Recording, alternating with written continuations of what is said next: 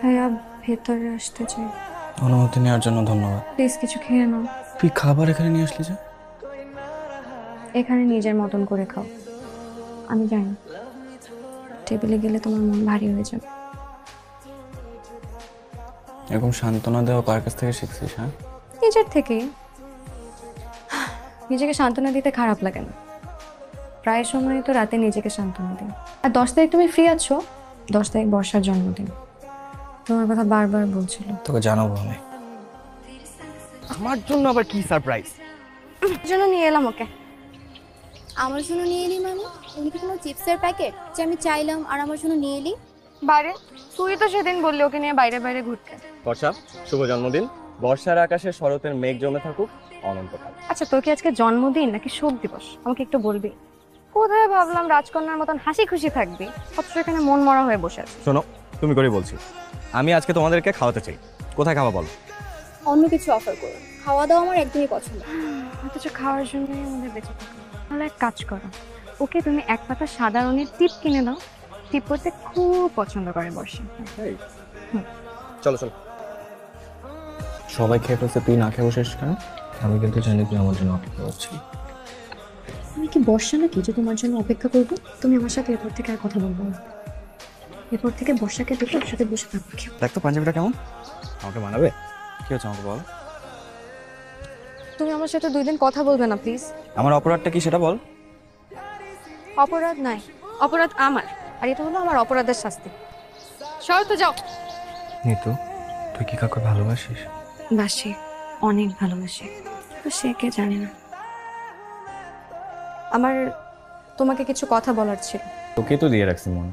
অনেকদিন ধরেই কিছু কথা বলার ছিল, সাহস পাচ্ছিলাম না, কিন্তু বলা উচিত।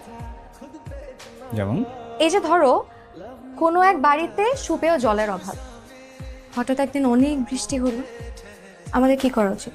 বৃষ্টির জল ধরে রাখা। কিন্তু বাড়ির মালিক বৃষ্টির জল ধরে রাখবে যে পাত্র দিয়ে, সেটা খুঁজতে খুঁজতে সময় শেষ। এদিকে বৃষ্টি ফুরিয়ে গেল। কিন্তু আমি না খুব সহজ সরল একটা ছেলে, বোকাও বলতে পারিস। তোর এই রূপক কথা বোঝার মেধা আমার নাই। তুই আমাকে প্লিজ একটু সহজ ভাষায় বল। সহজভাবে বোঝাতে পারবো না, আসি। যা তুই, চল ওঠ, নামাই দিই তোকে। এমন ভাবে বলছো মনে হয় হেলিকপ্টার নিয়ে এসেছো, আবার বলে আয় তোকে নামিয়ে দিই। এটাই আমার হেলিকপ্টার, ওঠ, দেখবি উড়ে উড়ে যাবো। তোর রহস্যটা কি বলতো? এটার রহস্য? এই যে কোনো সাজগোজ ছাড়াই তোকে এত স্নিগ্ধ লাগে। মনে হয় কোনো এক বর্ষায় কোমল কোনো কথা। মাত্রই এক পশলা বৃষ্টি এসে। আচ্ছা, তুমি কি খালাকে অনেক ভয় পাও? এত একটু পাই কেন বলতো?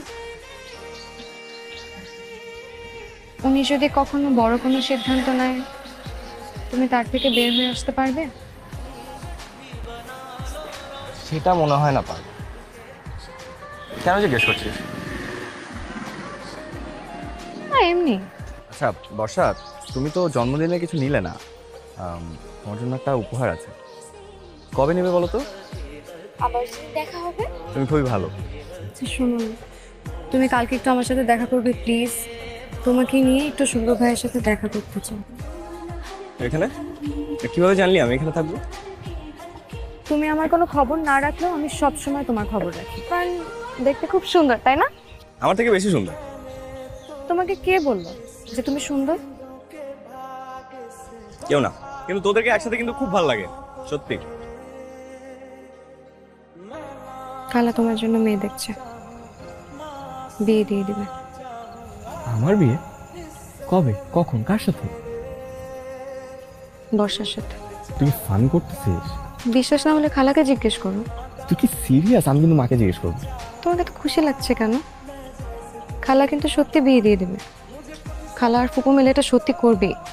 আমাকে একটু সময় দাও। হ্যাঁ, এত তাড়াহুড়া করে বিয়েটা ঠিক ঠিক হচ্ছে না। কিন্তু আমার কথার উপরে কথা বলবি না।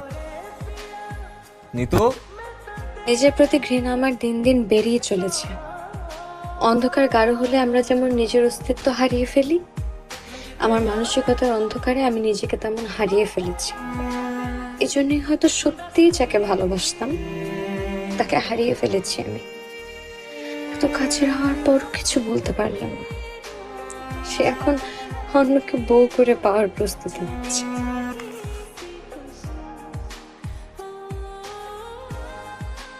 ঘরে চল, বৃষ্টি আসবে। তুই যা চাইবি তাই হবে, দেখিস। ঘরে চল।